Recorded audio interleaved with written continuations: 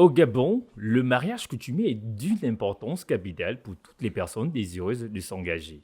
Les couples mariés obtiendraient une reconnaissance légale. Nous allons choisir entre le mariage coutumier et le mariage civil si et seulement si il y a des effets juridiques accrochés à ce mariage, résultant de ce mariage.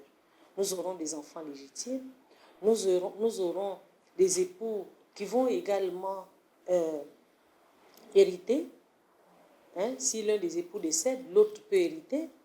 Parce que quand on parle d'héritage, on ne voit que la femme, mais on ne parle jamais de l'héritage de l'homme. Et pourtant, l'homme hérite au même titre que la femme. Donc, l'un des époux meurt, l'autre, le conjoint survivant, va hériter. Il en est même également du gain que l'on a quand même pour célébrer un seul mariage au lieu d'en faire deux. La légalisation du mariage coutumier pourrait renforcer la cohésion sociale et préserver les traditions culturelles, en reconnaissant officiellement des pratiques ancestrales importantes pour de nombreuses communautés. À l'époque, lorsque il y avait le mariage coutumier, lorsque la loi n'existait pas dans nos coutumes, la femme était un élément du patrimoine de l'homme.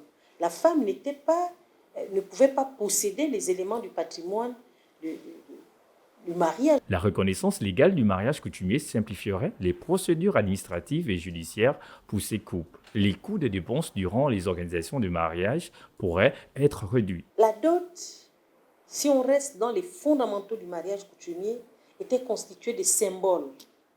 Chez les Nzébi, par exemple, ou chez certaines ethnies du Gabon, il y avait que l'enclume représentait le poids du mariage. Donner un cadre juridique au mariage coutumier en République gabonaise pourrait offrir une meilleure protection juridique et sociale, renforcer la reconnaissance et le respect des cultures traditionnelles et promouvoir une plus grande égalité entre les types de mariage.